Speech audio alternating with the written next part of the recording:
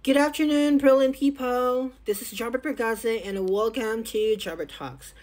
In today's conversation, gusto na ko i-talk sa inyo kanibitang idea nga ang tao very easy ra kay nila pangitaag buslot ang ubang individual pero never nilang gina-check ang ilahang kaugalingong kakulangon.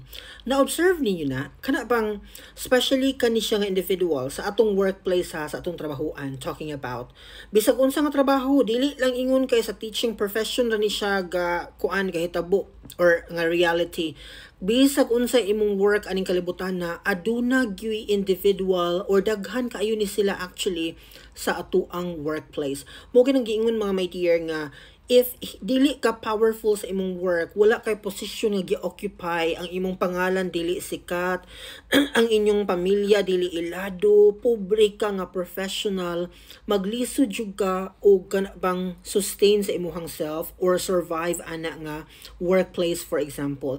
Kay tungod ani nga reality sa atuang kalibutan. Og actually kani siya nga panghitabo dili ko moingon nga sa Philippines lang ni siya tinuod or nahitabo. Kay even in another country, we can also observe this kind of reality. Naagyoy somebody sa ato ang trabahuan nga maghari-hari, nga murag feeling tagapagmana, o kanang ipakita gid niya nga siya pinaka-powerful o gaya kaniyang kontrolon anytime nga gusto niya. So karon sa inyong trabahuan, kani siya nga individual, magsige ni siya observe, magsige ni siya pangitag buslot sa imuha. Nga even katong pinaka-detalye na kaay nimo nga mga experiences, mga sipyat nimo, pwede pa to niyang i-tailor, buuhon to niya into another kwento na pod nga maoy mo define sa imuhang pagkatao as a person, no? Bisag long time ago imo na gitong na defy, imo na tong na conquer, human na to nimo na survive nga situation, pero iyaha tong balikog tuki, no? Pangitaon to niya nga iyaha tong uting kayon ginya ang imuhang pagkatao, no? Iya tong uting kayon to the point nga mangutana siya sa ubang tao nga connected sa imo kung kinsay nakaistorya nimo before, kung kinsay nakatrabaho nimo before. He's going to ask unsay imuhang background as a person, as a professional, as a teacher, if you're working as a teacher for example. Naagyoy ingon ani nga katrabaho na to whether we like it or not. Kanang sigigid silag pangitag buslot pero the moment nga imuhang ipamukha sa ilaha nga sila mismo ingon ani ra ilahang capability kay unsahay ra ba no dili gid unsahay most of the time labi nag sa ako ang case mahitabo maglagot gyud ko every time murag si kinsa mangoreksyon ang individual pero siya gani mismo sa iyahang performance wala magkadimao. Naka-encounter mo yun ani nga person, especially kana bitong grabe kaayo ka perfectionist sa iyahang kanang suggestion or sa iyang gi-recommend sa imo. This is something that you need to do. You have to improve this part, you have to look for this video, you have to do this one, blah blah blah and so on. Pero dili gali niya halos communicate sa imo ang gusto niyang ipahimo sa imuha because nag-struggle pod siya, no? Miskan sa pag-deliver lang sa iyahang idea sa imo, ga-struggle ang individual. Aduna gyud ni sila sa ato ang workplace ug ang hadlok nato kay daghan ra ba kaayo ni sila, no?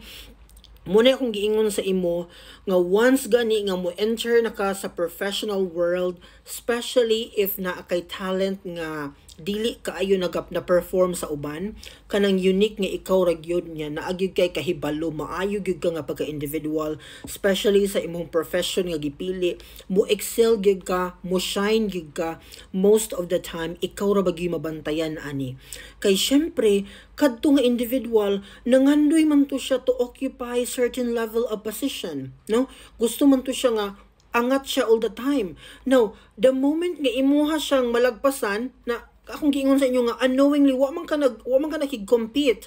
For example sa akong case, di man jud ko ganahan makig-compete mga my dear kay para manggod nako ang competition sa eskwelahan ra na katong nag-eskwela pa ta. Kay syempre naaman tay mga awards nga gusto nato makuha. We want to be recognized. Okay? So mao nang naagi competition while we're still studying. Pero sa trabaho manggod, for example sa teaching profession, Okay, gusto ko ma-recognize nga maayo ko nga teacher, pero dili ko gusto nga i-compare ko nimo sa other teachers nga may pa si blah blah blah, may pa si blah blah blah, something like that. No, I don't like that. Kay unique man ta as a person, na aman tay gi-possess nga something nga dili ma-perform. So karon, wala ka kahibalo, you're just working hard for yourself nga gusto nimo ma-improve imong kaugalingon, especially mga my dear, if bag-o pa lang yun ka sa profession. Kanang first year, second year pa lang nimo, daghan pa kay dapat i-conquer, daghan pa kay dapat ma-learn. Unya, kani nga mga individual mo take advantage man sila.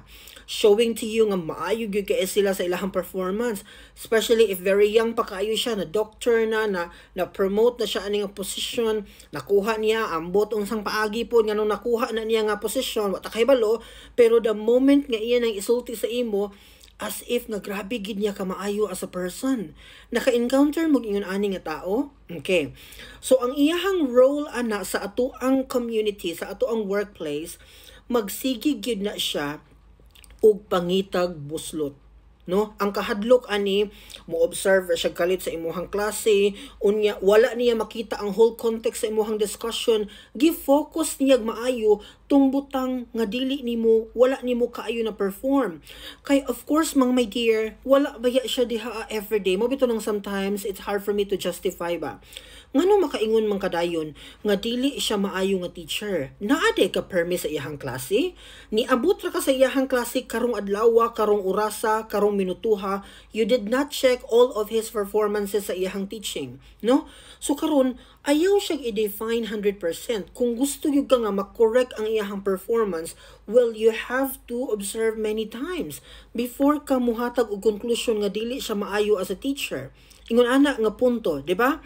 Kay normally ra ba mangita gini sila buslot kay lagi gusto nilang ipatumaw, they wanna show to everybody nga sila ang mas powerful kaysa nimo. Hangtod mo abot ang point mga my dear, kay magsige man siya dumbol sa imo, no? Magsige man siya dumbol sa imo, hangtod mo abot ang point mga my dear nga muribatal na ka. Kaya syempre murag napuno na ka ba? Napuno ng balde kay di ba ta perfect as a person, mapuno ba ta? Now the moment mo speak up na ka, unya imong kanang tadtaro nimo tanan iyahang mga kamalian, imuhang itemize tanan niyang dili pud niya kaya ma-perform, kay of course di ba po siya perfect. So ang imong na-observe sa iyaha, once nga imo na siyang ibato sa iyaha back, masuko na siya mga my dear. Di nakita nimo? Nakita nimo ang difference, nakita nimo ang reality karon. Mao na nga hadlok kaayo actually ang society as we go on sa atong interaction sa people. Actually, hadlok kaayo siya kung wala kay posisyon, walay pangalan, wala dili kadato nga professional, hadlok kaayo makideal sa mga tao. Kay ingon ani gyud ang reality. Ako ang nakauna nimo, ako ang mas powerful nimo, wala kay katungod nga mo check sa ako ang weaknesses. Pero ako aduna ko'y katungod nga tadtaro na ko imuhang mga kahinaan, which is unfair, di ba? Kay kanira ba sila nga mga tao most of the time, dili ba yan sila mga maayo?